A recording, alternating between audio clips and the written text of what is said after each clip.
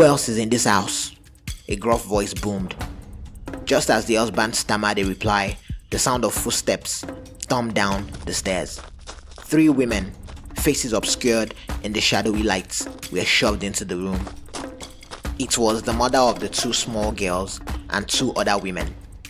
At first, Kemi didn't see the faces of the 3 women, but that soon changed. A primal scream ripped through the air. One of the women, struck by a robber's flailing arm, stumbled.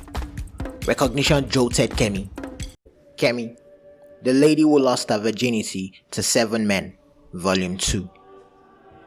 The black SUV, its windows tinted like malevolent eyes, sliced through the night. Inside, the air conditioning whispered against Kemi's skin, a cold counterpoint to the feverish dread gnawing at her insides. Every bump in the road sent a tremor through her, mirrored by the nervous flutter in her stomach. Everyone, including Kemi, wore black balaclava masks, faceless figures in a silent movie of apprehension. Unlike the others, she knew nothing of Chief, the leader, or the rest of his gang. Were they a band of brothers or merely strangers bound by desperation? With each screech of the brakes, the image of her mother, a beacon of love in her fractured past, flickered in Kemi's mind.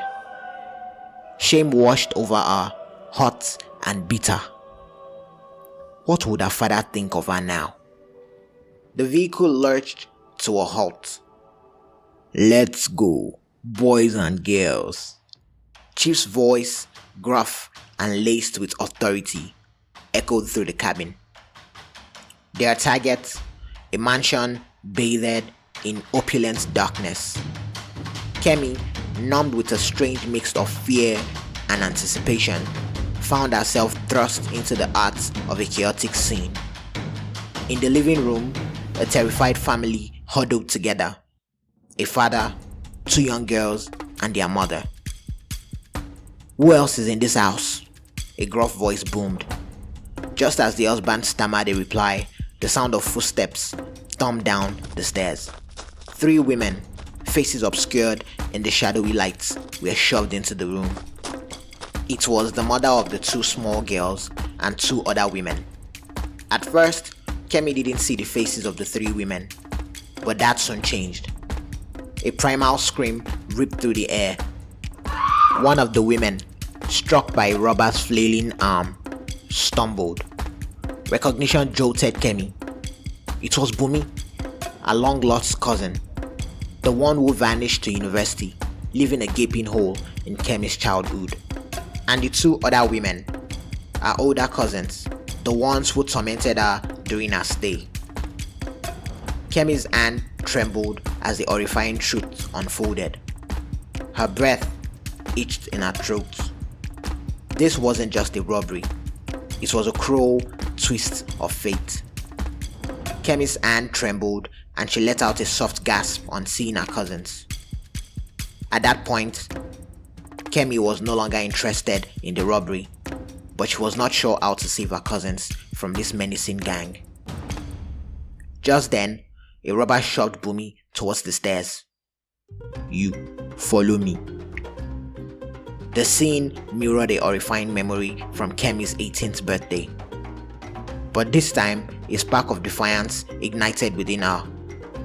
This time, Kemi was in control, and she was not going to let go of the grip she had on the events as they unfolded. "Do we really have to do that?"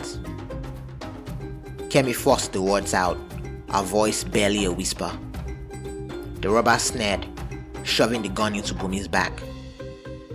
"Move, or I blow your head off," he snarled.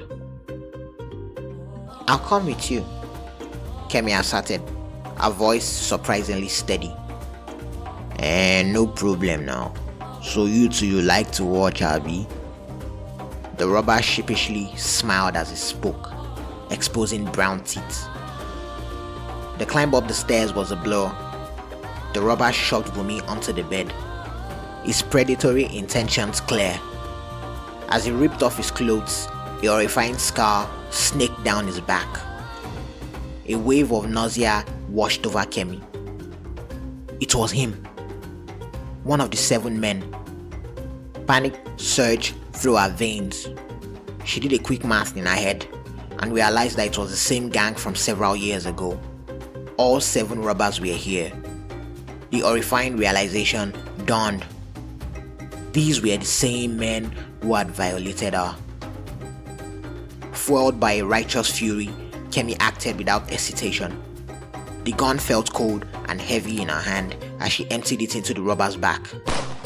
Adrenaline coursed through her, a potent cocktail of fear and liberation.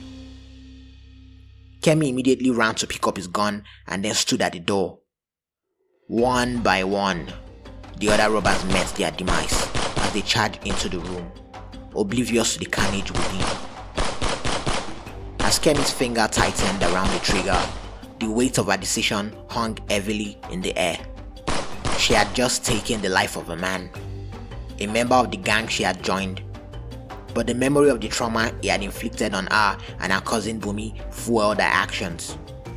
With each shot fired, Kemi felt a surge of adrenaline coursing through her veins, a mixture of fear and liberation swirling within her.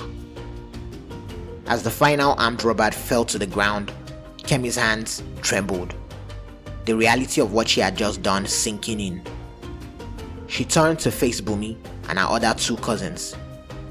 With trembling hands, Kemi ripped off her mask, revealing her face to Bumi and her cousins. Recognition dawned on their faces, a mixture of shock and disbelief. Kemi, Bumi's voice cracked with emotion. Tears streaming down her face, Kemi rushed to embrace them. The weight of years of separation and suffering seemed to lift with that touch. But their reunion was short-lived. The sirens wailed in the distance, a chilling reminder of the danger they were in. "I have to go," Kemi whispered urgently, her gaze darting towards the window. A silent understanding passed between them. Bumi and her cousins nodded in silent agreement, their eyes reflecting a mixture of fear and gratitude towards Kemi. With a newfound sense of purpose, she hurriedly prepared to scramble out of the mansion, leaving behind the chaos and violence that had engulfed her life until now. As she prepared to use the door as an escape into the night, the 2 of her older cousins held her hand and apologized for how badly they had treated her before. Kemi smiled with tears in her eyes, then proceeded to touch both of them on their cheeks before leaping into the night, never to return again. With a final goodbye, Kemi vanished into the night, leaving behind the chaos and the ghosts of her past. Outside, the night's air was thick with tension as she navigated the dark streets, her heart pounding in her chest with each passing moment. But amidst the uncertainty, there was a glimmer of hope shining brightly within her, a beacon of light guiding her towards a future free from the shadows of their past. Even though she had just taken the life of a man, or more accurately, several men, her chest bubbled with a grim type of joy. It was a mixture of satisfaction, happiness, and sadness. As she disappeared into the night, her hand on her chest as she tried to contain her joy and fear, Kemi felt a sense of peace wash over her. Despite the challenges that lay ahead, she knew that she was more than ready to face anything that came her way. Kemi was simply happy to be reunited with her long-lost family and satisfied with her revenge. For Kemi, this was not just the end of one chapter, but the beginning of a new journey, filled with hope, redemption, and the promise of a brighter future. As she disappeared into the darkness, the echoes of her footsteps fading into the night, Kemi knew that no matter what lay ahead, she would no longer be haunted by the demons of her past. The city swallowed Kemi whole. The rhythmic thrum of her heart echoed the wail of distant sirens. She didn't know where she was going, only that she couldn't stay. Every shadow held the phantom menace of the gang. Every face a potential reminder of her horrific past. By morning, Kemi found her way back to her apartment and packed as much luggage as she could before zooming off in her car. Her destination was a mystery even to her, but she knew that she needed to get away from Lagos. The consequences of her action were sure to haunt her for a very long time. Days bled into weeks as Kemi drifted from one anonymous town to another. The money she had taken from the mansion, a paltry sum compared to the horrors she had witnessed, dwindled with each passing day. Hunger gnawed at her stomach, but the fear gnawed even deeper.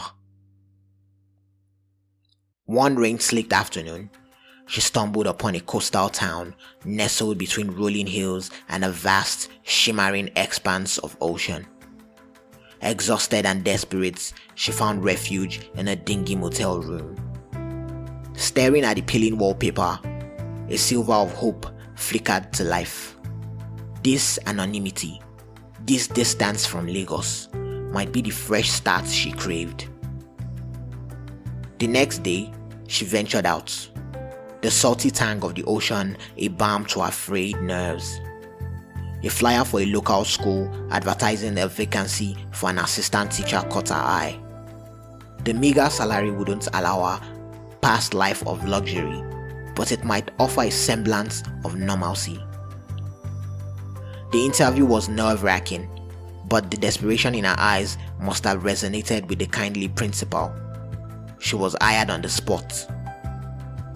The following weeks were a whirlwind of lesson plans, unruly students, and the unexpected joy of rediscovering a forgotten passion for learning. The children, with their innocent questions and boundless energy, chipped away at the walls she had built around herself. Slowly, tentatively, she began to feel a flicker of something resembling happiness. Then, Aki entered her life. Tall, charming, and with a smile that could melt glaciers. It was everything a woman could want. It was a breath of fresh air, a normalcy she craved desperately. Their connection was undeniable, and soon they were inseparable.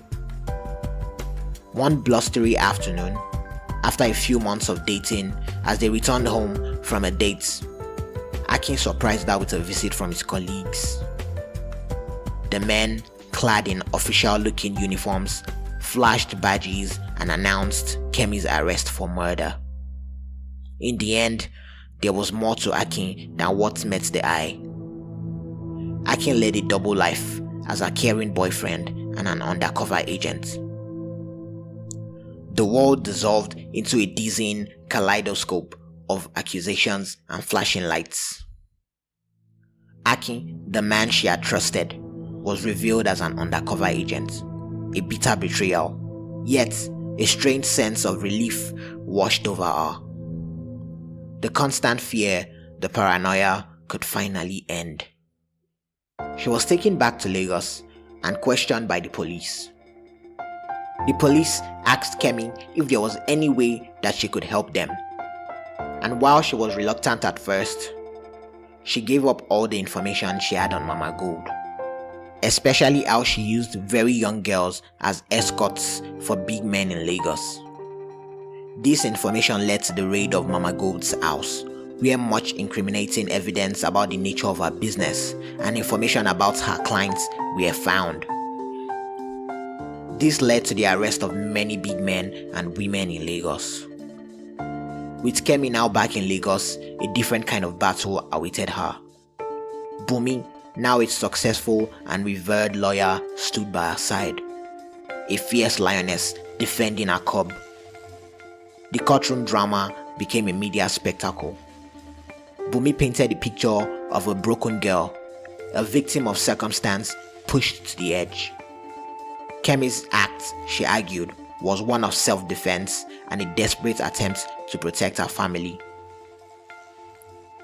The judge, swayed by the public outcry in Kemi's favor and the mountain of evidence against Mama Gold's operation, delivered a surprising verdict. Kemi was exonerated and sentenced to mere community service and a hefty fine. Stepping out of the courthouse, a free woman bathed in sunlight, Kemi felt a wave of conflicting emotions. Relief, yes, but also a nagging unease. The ghosts of her past had been laid to rest, but a new kind of challenge loomed. She moved in with Bumi and her cousins. The warmth of their love, a solace she'd craved for years. With their support, she enrolled at a prestigious university, determined to finally fulfill her childhood dream of becoming a doctor. The nights, however, were a different story. The faces of the men she'd killed haunted her dreams, a chilling reminder of the darkness she had escaped. Yet, amidst the nightmares, a newfound strength flickered. She had faced her demons and emerged scarred but unbroken. Kemi knew the whispers followed her, the murmurs of murder echoing in the shadows. But she also knew she wasn't defined by her past. As she embarked on this new chapter, a single burning question gnawed at her. Did Akin ever really love her? The end. We hope you enjoyed the story you just watched. Please like our videos and subscribe to our channel so we can bring you more African fictional tales like this one. Thank you.